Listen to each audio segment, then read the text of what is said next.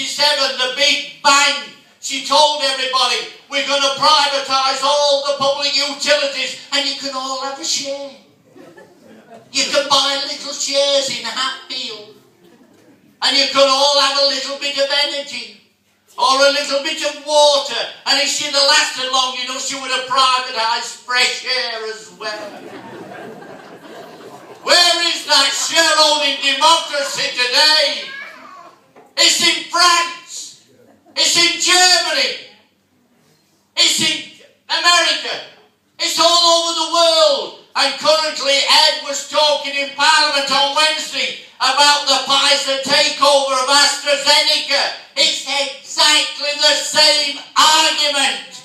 You can't control what you don't own. And that's why we have to fight that battle as well.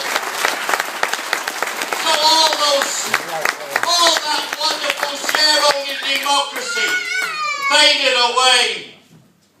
And then when she set up the casino economy, the gambling den in London, she had to get rid of regulations in order to do it. So they talk about, why did the recession begin? Oh, was it Gordon Brown? Was it Tony Blair? It goes back to Thatcher. She deregulated the City of London so they could make money hand over fist. And people never stopped to think about it. It was all part of that great conspiracy that started with the steel industry and the miners and then the printers. And now the truth has come out, hasn't it?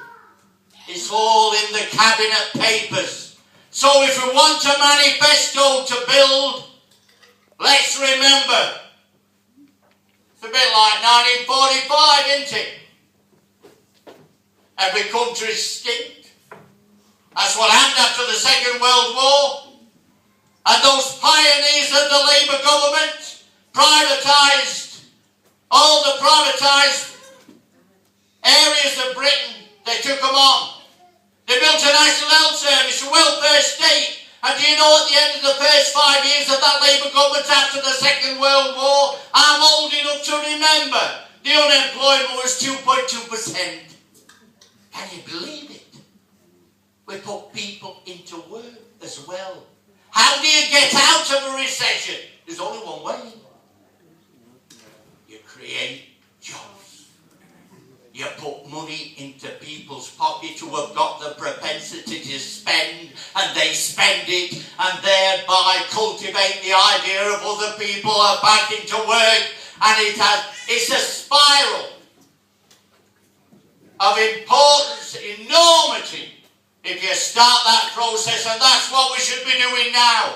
So Ed, I hope is going to talk about that and the way in which we're going to rebuild Britain and get away from this nonsense that Britain doesn't have to bother about its trade and its exports.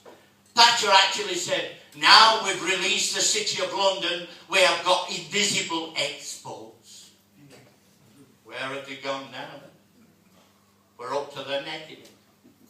I'll tell you something else. I don't see the bright sunshine that Cameron tells us about every single day. Do you? No. I've not spotted it here in Hatfield. I don't see it in Shirebrook Marketplace. What I hear in Shirebrook Marketplace is there's 1,300 jobs at Sports Direct run by that tyrant Mike Ashley, and they're all on 0-hour contracts. He can sack them in a minute. That's another part of the Hatfield Manifesto that we're building here this morning. The next Labour government will have to get rid of 0-hour contracts and get rid of the agencies as well. That's what we have to do. I'm pleased every time they say Ed Miliband is an enemy of the city. I know he don't like it, but I'm pleased.